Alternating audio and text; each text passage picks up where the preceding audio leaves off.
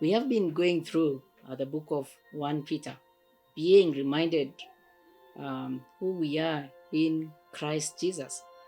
This is the believer's call, and Peter writes both to the leaders of the church, but also to the members of the church. And for the leaders of the church, Peter exhorts them to shepherd faithfully. And by shepherding faithfully, he exhorts them to three things.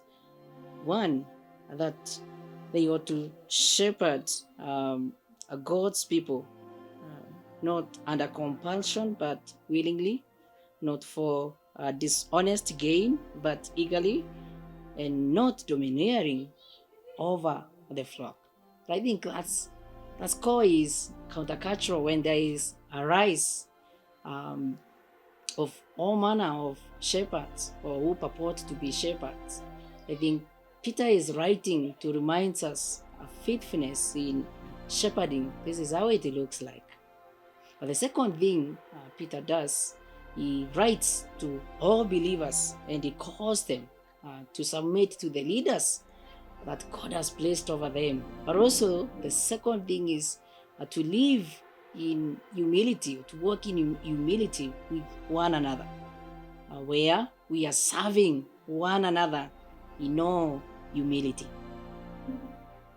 And finally, Peter calls all of us to stand firm in faith.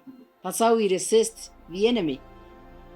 That's how we resist the devil, by standing firm in faith, especially in the presence of trials and sufferings, because that's what the enemy does, luring us to the world.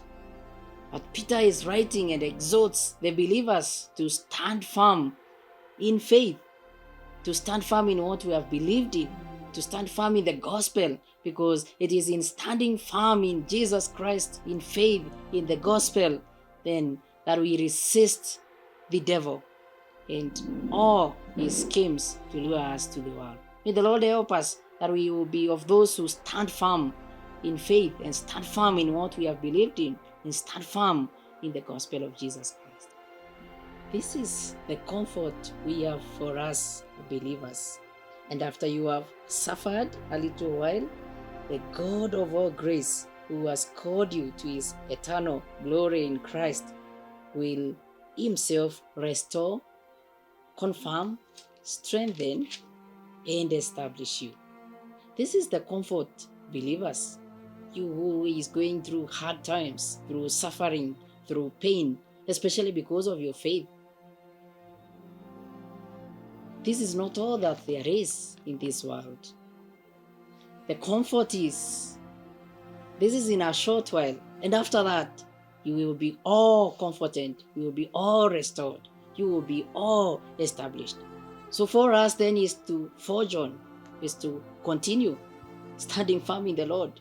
Why? Because you know this is for a short while, and then after that, we will be all comforted for you and me who are in Christ Jesus. The Lord bless you.